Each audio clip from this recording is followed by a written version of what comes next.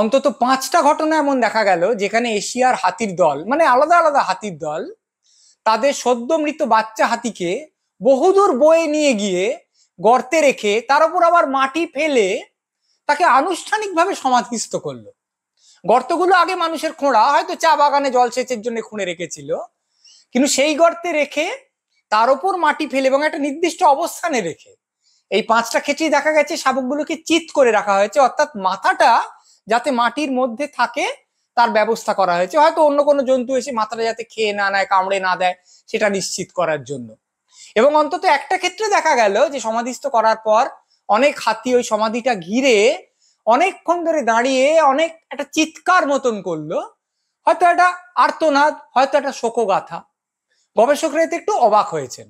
এমনিতে সমাধিস্থ করার চল প্রাণীদের মধ্যে আছে, কারণ তারা হয়তো প্রবৃত্তিগতভাবেই বোঝে যে একটা মৃতদেহকে বেশ কিছুক্ষণ ফেলে রাখলে তাতে পচন ধরে, তার থেকে দুর্গন্ধ বেরোয় এবং অনেক বিষাক্ত জিনিস নিঃসৃত হয়, তা জীবন্ত প্রাণীদের পক্ষে ক্ষতিকর। আফ্রিকাতে দেখা গেছে হাতিরা শাবক বা সঙ্গী মারা গেলে তাকে ডালপালা ইত্যাদি দিয়ে ঢেকে দেয়। কিন্তু আদত প্রশ্ন হলো এই যে এইভাবে আনুষ্ঠানিক শোক পালন করা তো দেখা যায় না। আর দুই, যে তার মানে কি মানুষের সমান মৃত্যুর ধারণা জন্তু জানোয়ারদের আছে? এখন কিছুটা ধারণা যে আছে এতে তো কোনো সন্দেহই নেই। তার কারণ তারা শোক পালন করে, তারা কাঁদে, অর্থাৎ তারা বোঝে যে মৃত্যু একটা অপরিবর্তনীয় অবস্থা, এখান থেকে ফিরে আসতে পারবে না, এই প্রাণীটা আর উঠে আমার সঙ্গে খেলবে না, আর ভাব বিনিময় করবে না, আর আমাকে জড়িয়ে ধরবে না, আর আমার সঙ্গে চলবে না।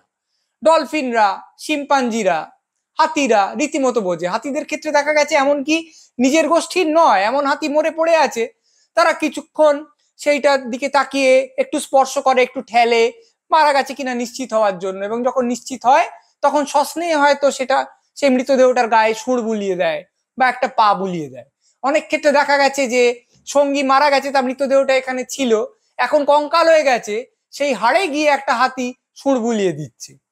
বহু ক্ষেত্রে দেখা গেছে যে মৃতদেহের কাছাকাছি প্রাণীরা থাকে। ডলফিন মারা গেছে, অনেক ডলফিন তাকে ঘিরে আছে, হয়তো একটা পাখি ঠোকরাতে এলো মৃতদেহটাকে, তাকে তাড়িয়ে দিচ্ছে। অর্থাৎ মৃতদেহটার প্রতি একরকম ভালোবাসা, একরকম দরদ তাদের আছে। এবং এই যে আছে, এই যে মা মৃত শাবককে অনেক দিন ধরে বয়ে নিয়ে যায়, অনেক ক্ষেত্রে যতক্ষণ না গলে পচে সে একদম চেনার অতীত হয়ে যাচ্ছে তখন ফেলে দেয়। এইটার মধ্যে দিয়ে আমরা বুঝতে পারি যে প্রাণীরা এটা পুরোপুরি জানে যে মৃত্যু থেকে ফিরে আসা যায় না। তার মানে আংশিক ধারণা আছে, কিন্তু সম্যক ধারণা আছে কি? অর্থাৎ মৃত্যু হচ্ছে এটা তারা দেখছে, বহু প্রাণী মরে পড়ে আছে সর্বক্ষণ দেখছে। একটা তৃণভোজী প্রাণী, একটা হরিণ, সে দেখছে আমার গোষ্ঠী ঘাস খায়, আর রোজই কোনো না কোনো বাঘ নেকড়ে হড়াম করে ঘাড়ে পড়ে টানতে টানতে নিয়ে চলে যায়, সে আর কোনোদিন ফিরে আসে না, তার মানে মৃত্যু হয়, বোঝে।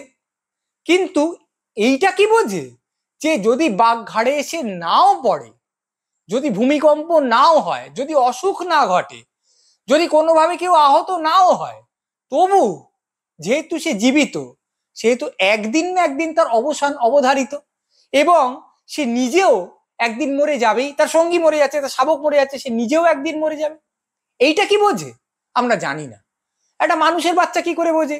তার বাড়িতে ঠাম্মা মরে গেছে, তারপর কথাবার্তা হচ্ছে, বা একটা গল্প বই পড়েছে, বা একটা সিনেমা দেখেছে কেউ মরে গেছে, তারপর জিজ্ঞেসাটি করে, সেখান থেকে সে বোঝে যে হ্যাঁ মানুষ একদিন, হ্যাঁ সব মানুষ কাকু সবাই একদিন মরে যাবে, হ্যাঁ সবাই একদিন মরে যাবে। সে কি প্রথমে সে ভাবে তুমি কাকু, আমার বাবা, আমার মা, ভালোবাসার লোকরা মরে যাবে, তারপর সে অমোঘতম প্রশ্ন, আমি নিজে, আমিও কি একদিন মরে যাব?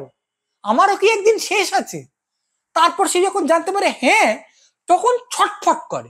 অনেক পণ্ডিত বলেনি মৃত্যু ভয়, এই ছটফটানি কোনোদিন যায় না, এবং এটা ভুলে থাকার জন্য, এটা থেকে দূরে থাকার জন্যই মানুষ সমস্ত কাজ করে, প্রেম, যৌনতা, কাব্য, বিজ্ঞান চর্চা, সবকিছু তার শুধু মৃত্যু ভয়কে ভুলে থাকার জন্য। এইবারে একটা জানোয়ার, সে কি সত্যিই বুঝতে পারছে যে অবসান অবধারিত এবং আমারও অবসান হবেই? আমরা জানি না। আমার এক বন্ধু বলেছিল, আমরা কি করে নিশ্চিত হচ্ছি যে বুঝতে পারছে না?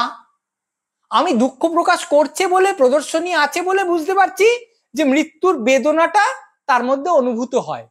হয়তো সে যে মরে যাবে একদিন, এটা একটা জানোয়ারের কাছে এতটা স্বাভাবিক ঘটনা যে সেটা নিয়ে সে কোনো হইচই করে না, তাই তার কোনো প্রদর্শন নেই, সেই জন্য আমাদের বৈজ্ঞানিকরা বা গবেষকরা কিছু বুঝতে পারে না। হয়তো কিছু মানুষ অনেক সাধনা করে নিজের মনকে যে পর্যায়ে উত্তীর্ণ করতে পারেন, মৃত্যু এলো আমি ভয় করব না, সেটা শতই সমস্ত প্রাণীর মধ্যে আছে। হয়তো তার মনটা আপনা আপনি নিজে থেকেই অত্যন্ত সুস্থিত, অত্যন্ত কম ছটফটে। একটা কুকুরের একটা পা খোয়া গেল, সে কিন্তু মানুষের মতো ও গো আমার একটা পা চলে গেছে গো, মা আমার কি হবে গো বলে মাথা কোটে না। বহু ক্ষেত্রেই দেখা যায় 3টে পা নিয়ে সে ছোটটা অভ্যেস করে নিয়েছে এবং তার 4 পেয়ে বন্ধুদের সঙ্গে সমান তালে ছুটছে, ঘেউ ঘেউ করছে, হই হই করছে, খেলছে, কোনো ঝঞ্ঝাট নেই। প্রাণীরা আমাদের তুলনায় অনেক বেশি জীবনসই, অনেক বেশি জীবনশৈলীতে অভ্যস্ত। তাহলে হতেই পারে যে তারা মৃত্যুকেও অনেক স্বাভাবিকভাবে গ্রহণ করতে শিখেছে। হয়তো তারা একদিক থেকে দেখতে গেলে আমাদের তুলনায় এই ক্ষেত্রে অন্তত অনেক বেশি পরিণত মনস্ক।